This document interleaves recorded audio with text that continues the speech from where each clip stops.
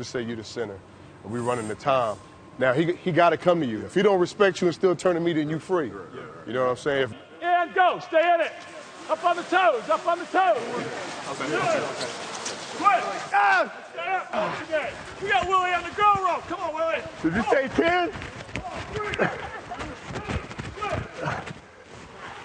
Woo. Take a prime.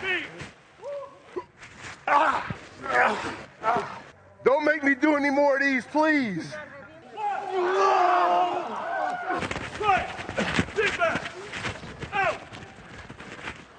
I knew we have all those defenses from being there.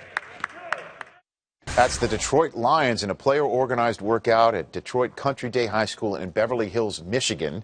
So, of course, we had to send a man on our staff who screams Beverly Hills, Mr. California himself, Willie McGinnis, taking us behind the scenes of these player workouts, Willie, because you and I have been talking on Total Access on and off for the last month. How are these workouts working?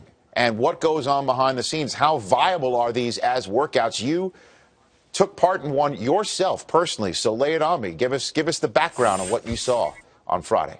Well, it was a little different than what I expected. It wasn't the traditional workout where you're doing weights and football stuff. It was another type of workout, and I bought a prop called the Art of Strength, if you could see that.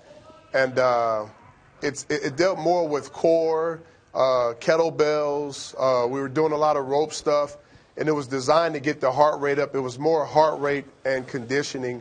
So it's something that you incorporate along with the regular traditional workouts, which the guys have been doing as well. And, of course, being together, I imagine the camaraderie aspect of this is also a crucial element. But how useful, in your estimation, are these workouts based on what you saw from the Lions on Friday?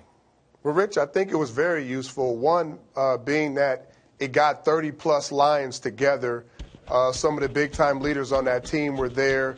Matthew Stafford, Kyle Vanden Bosch, Sue was there. And so some of the main leaders on that team was there. Not only does it get the players together, but it kind of gauges. You can kind of see where some players are as far as their conditioning is going. Most of the guys seem like they're in pretty good shape. Of course, we were breathing hard because it's an intense workout, and it's designed to get your heart rate up and to get you breathing hard. So if you wasn't doing it, then you was probably dogging the workout. But, also, they split up after they did, the workouts, and they did some individual stuff. Now, that stuff was a little hard to implement without the coaches being there and having all 53 or 80-something guys there, going into camp. That was a little tapered off, but you still got some pretty good work, and you still got a chance to see a lot of guys come together. We had fun. Guys was joking. The atmosphere wasn't as intense. We actually had a tug-of-war battle. Yeah. So we had some fun out there. We had a good time. Who won the tug-of-war battle, really? We're seeing some of this stuff. What happened here with this tug-of-war? Believe it or not, the smaller guys won the tug-of-war. Not because they were stronger than some of us bigger guys. It's because they're working on their quick count offense out here in Detroit. So they were starting before, we got to count down 3, 2, 1. They were starting a little early, so they were getting the quick count going on.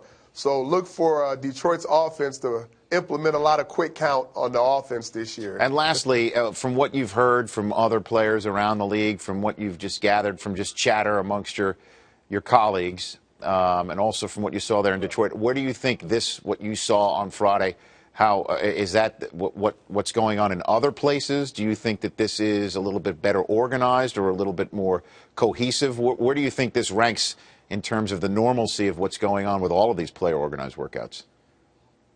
I think it's a little different because Kyle brought in a training group, and this is what they specialize in. The one thing that the guy said was it's kind of good and bad because you can't, as a player, you can't really peak, or you don't want to peak doing these off-season workouts before the season starts. And talking to Sue, so he didn't, he was saying that your body needs to rest, you need to work hard, but you don't want to peak and you don't want to go too hard before you get into camp or before, camp starts. because you don't know how to gauge yourself. And I think in other places what they're doing is they're doing more traditional football stuff and incorporating little things like this, which I think is good to mix it up a little bit. It shocks the body. It gives you a different type of workout, which is great. But at the end of the day, the most important thing as football players that we do is we have to actually get out there. We have to cut, run. We have to, break, do those things that football players do, which they're doing that as well. But, you can't do it all at one time. And the other thing is just not having everybody there. You get a good group of guys, 30-plus guys, but everybody's not there. That's the other thing. And being that it's a lockout, Rich, guys are not getting paid. So guys have to come on their own dime, fly themselves out, house themselves if they're not in the area already. So they're paying money and not getting paid any money. So that's the other thing, too. No, and the issue of insurance and getting hurt, and of course that's on the minds of everybody. And there's even some players like Aaron Rodgers who are wondering how wise it is to conduct these player-organized workouts. But we appreciate your on-the-ground, boots-on-the-ground report from chilling out with the Detroit Lions, Willie. Thanks so much.